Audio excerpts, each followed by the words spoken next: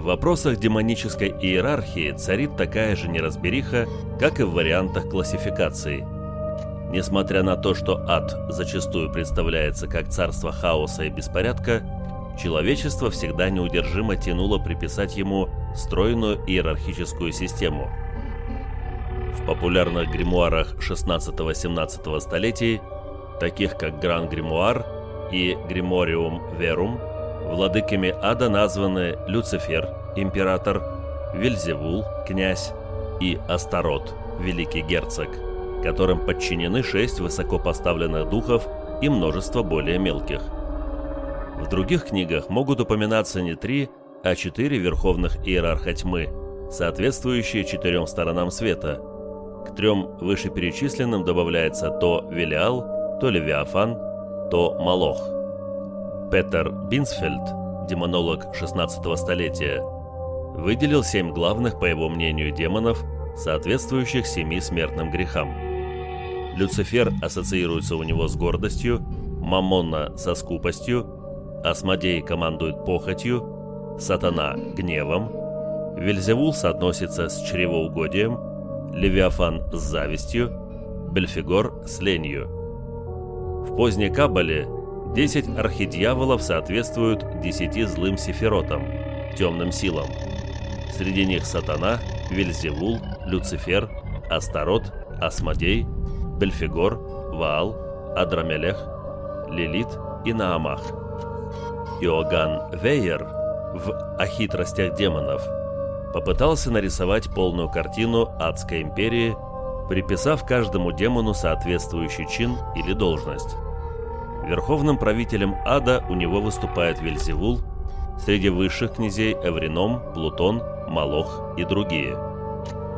Знаменитый магический трактат Лемегетон, 17 век, перечисляет 72 главенствующих демона, подчиняющихся 4 императорам сторон света – Амаймону, Карсону, Зиминару и Гаапу.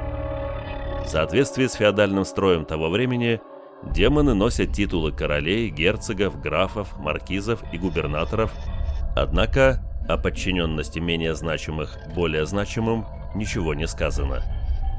Агриппа в оккультной философии также приписывает духам дворянские титулы, однако большее значение придает разряду или порядку духа.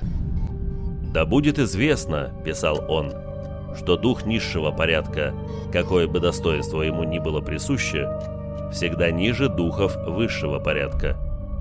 Не является неудобством, что короли и графы подвластны высшему начальству и не имеют большего значения, чем их министры». Практическая классификация. Демон – не абсолютное понятие. Их существует несколько разновидностей. Это нужно хорошо усвоить, прежде чем вообще пытаться как-либо с ними взаимодействовать. Начнем с того, что градуировать демонов по уровню сил и возможностей – дело неблагодарное и весьма бестолковое. Знать всех демонов невозможно, тем более постоянно плодятся новые, в том числе и силами людей. Также невозможно объективно оценить силу каждого отдельного инфернала. Поэтому мы классифицируем представителей инферно по уровню их воли. Первый. Самые слабые в аспекте воли – бесы. Они могут обладать большой или малой силой, быть именованными или неименованными, но всех их объединяет одно – их воля чрезвычайно слаба. Они не могут сами придумывать себе работу помимо той, которую уже многократно выполняли, не могут принимать решения, крайне слабо поддаются обучению. Да, взаимодействие беса и человека, основной его пищи, может прогрессировать и развиваться, но это обучение человека, а не беса. Жертва подстраивается под своего наездника, а не наоборот. Второе. Далее следуют черти. Они слабее бесов, их горизонт возможностей существенно уже. Однако они умнее, хитрее, сообразительнее и мгновенно усваивают уроки. Их воля находится примерно на уровне среднечеловеческой. Следует отметить, что понятие «черт» вообще-то свойственно довольно узкому перечню традиций. В основной массе их можно отнести к самым слабым представителям следующей группы. Третье. Далее. Демоны. Их существует такое количество групп, видов и мастей, что можно не одну книгу написать по классификации, поэтому мы просто условно поделим их на младших, именованных и высших. Младшие демоны – это сущности, имеющие довольно высокую волю и узкие зоны ответственности. Их такое количество, что никто толком не знает их по именам. Наверняка видели такие описания. Демон N, в его подчинении X легионов. Так вот, младшие – это те, из которых эти легионы и состоят. Они тесно связаны с человеческими качествами, в основном со всякими грешками или с тем, что считалось таковыми в той или иной культуре. Именованные. Существует множество вариантов списка именованных демонов, но самый, пожалуй, известный – это список 72 имен Лемегетона. Здесь тоже есть персонифицированные пороки, желания и страсти человека, правда, куда более глобальные, чем в первой группе, но есть и более серьезные сущности, например, воплощение неких правил, не путать с законами этой вселенной. Высшие тоже представлены в колдовской и мифологической литературе несколькими вариантами списков, но тут хотя бы количество почти везде одинаковое, по 12-13 имен.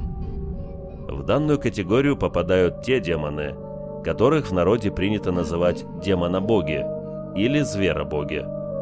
Богами демонических миров их называют потому, что исторически они когда-то и были богами. У них были свои культы, почитатели, им поклонялись целые народы на протяжении сотен и тысяч лет, им приносили жертвы, строили храмы. Примеры – Молох, Ваал.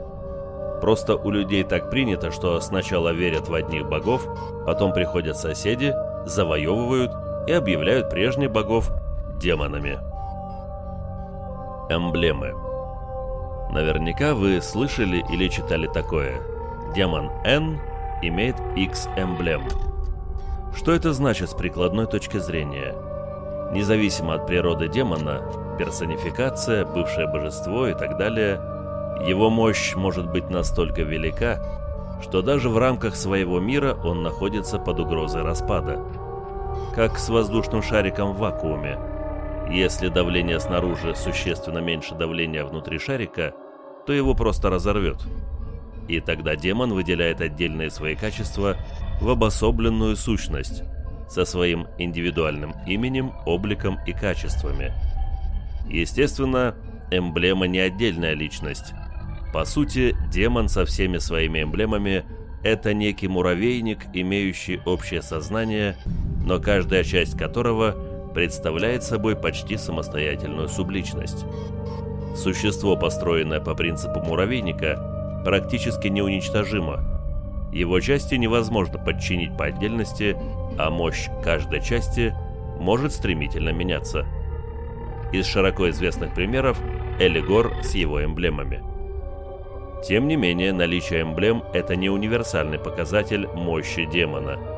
Есть такие, чья власть настолько велика, что им нет необходимости разделяться, выделяя в отдельные сущности свои качества. Они вполне себе властны над законами своего мира в местах своего пребывания.